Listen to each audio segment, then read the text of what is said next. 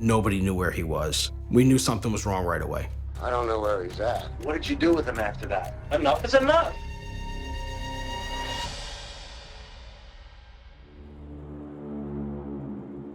My brother Robert and I religiously spoke every week. There was instances where every day we would reach out to each other, but early December of '08, I stopped hearing from him. We knew something was wrong right away. There was no question. I kept calling and I got no answer. I said he would have got back to me by now. We were trying to find him everywhere, like any other family would do in panic mode, especially being thousands of miles away. But nobody knew where he was. He basically fell off the face of the earth.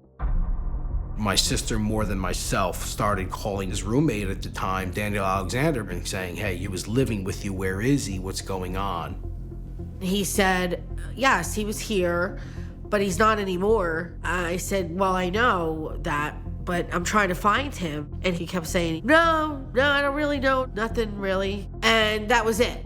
And at that point, it just started snowballing into this bigger Rob's missing. We waited about 5 days and we called the police, put the missing persons report in, and we got the case going. Those records showed he had not used either since January 16th, 2009. Robert's family told us that prior to him going missing, Robert's mother had passed away and he inherited roughly $50,000. Once the money was deposited from his mother's inheritance, he was making, if not daily, every other day withdrawals from his account. So when he was no longer withdrawing money, that does not look good. You're the roommate of our missing guy, Robert Harrison. You're one of the last people to see him. Can you just start out on how you met him? I met him through a friend of mine. And he called me on the phone one day and told me that he got kicked out of the place he was at. I said, you can come crash on my couch for a couple weeks. Did he live with you when his mom died? Yeah. Did he tell you how much his inheritance was? No. Did he tell you he was moving, he got a place, or how did it happen? At first, no. I came home and almost all his stuff was gone, so it was a surprise. It was like, oop, he must have found a place. 1 to 2 days later, he came back, and that's when he came back in the black Mercedes with the girl and picked up the remainder of his stuff. It wasn't making sense to us that Robert had just left his truck and left with a female in a Mercedes. We're thinking that Daniel wasn't being upfront and honest.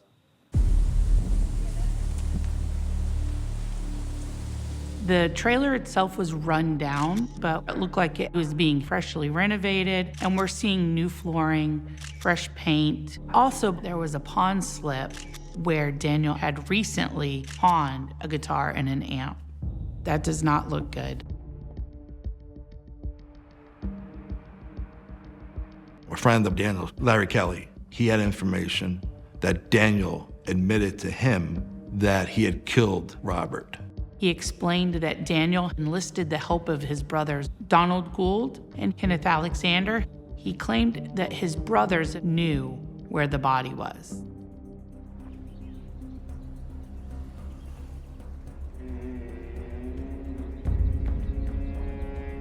First of all, I told them that he was freaked out around in this and that. Yep.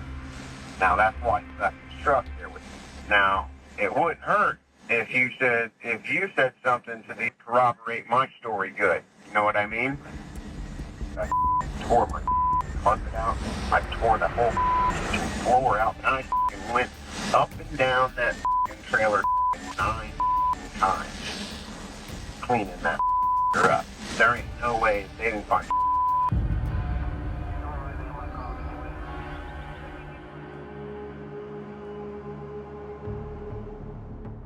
We don't want them talking to each other and letting each other know that they were talked to and to come up with a story. By the time my unit was taking Kenneth Alexander into custody, I was on my way to the station to interview Donald Gould. Donald was agitated. We didn't really have a whole lot of time to build a rapport, so we decided to inform him why he was there and give him the opportunity to help himself by telling us what he knew. I have no idea where the guy is. I thought he Dan told me that he didn't kill the guy. That's what he told me. He told me the guy left with some girl in a car. Well, that's what he told everybody. That's what he told me. Man. That's what he told everybody. The same to the police. Some people come off angry and demanding because they want you to be in fear of them and stop talking to them. And some people had nothing to do with it and they want you to believe them. That's it, man. I didn't hide nobody. I didn't see him shoot nobody. I don't even know if he shot nobody or how he killed this guy. Listen, I'll tell you right now, he was around one day and said that, probably dead or this and that, I even told my girlfriend that he was telling me this news. I said, the guy's been missing. And I said, you didn't kill the guy. He said, oh, yeah, right. I killed him and buried his body out here. He just kind of acted like, he was around with me. Then he started laughing, like he didn't do it, Kenny, again. I don't know where he's at. I don't know where he... What did he tell you? They were in the kitchen. They were fighting. He said he hit him with a frying pan. And I guess he got a kitchen knife out of the kitchen or something and finished him off. What did he do with him? Because obviously he's been missing for... And don't sit and tell us. I have no idea. Don't sit and tell us that you didn't say to him. What did you do with him after that?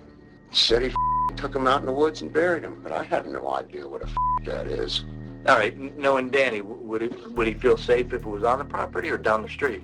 It wouldn't make sense to leave him on the property. Maybe. Yeah, but he knows the property. Yeah, he knows the property like the back of his hand, I guess. Did he say when he did this? Not exactly. I've been doing this for 20 years, okay? Believe me when I say this. You get in a truck with me, you can get in a truck with him. Drive him to where the body's at, and you go home. I'm giving you my word, bro, right now. That's all I can give you is my word. That's all I have to give you is my word.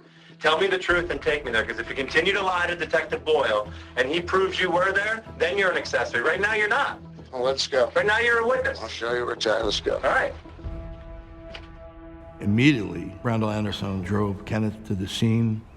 In the meantime, we wanted to talk to Daniel because there is a ticking clock. If he says, I'm not talking to you anymore, we're done. So we decided to start this interview, bluffing that we had the body. We located Robert. You did? Yeah. Kenneth drove us to the body. Did you kill Robert? No. Just not understanding, Ken. I just don't understand. I had asked him to leave, but, pack up his stuff and you need to go. Right. He ran over and got in my face and said, I'm not going anywhere. I don't know how we struggled around and rolled over, but I ended up getting a hold of his hand, and as we fell to the floor, it jabbed him. He was kind of laying there bleeding, and I hopped up and hauled ass, man, because dude, I was scared, man. I was really scared. I would too. I stuck him in the bathtub for a little while. Right. How long was he in the bathtub for? Say 2 days. Okay. A couple days go by. What'd you do with him out of the tub?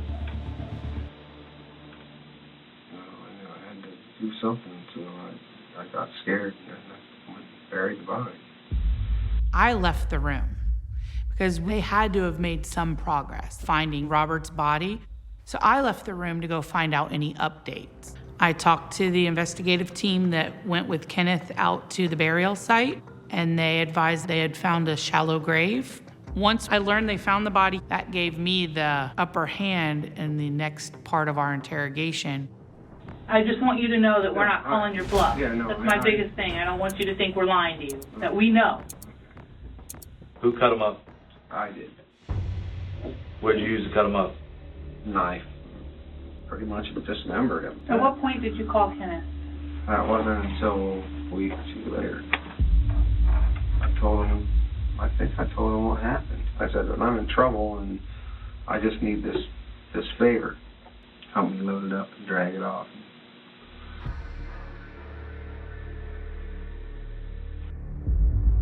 Daniel Alexander was found guilty of second-degree murder. He was sentenced to life in prison, and he received an additional 15 years for abuse of a body. Charges were not filed against Donald Gould and Kenneth Alexander.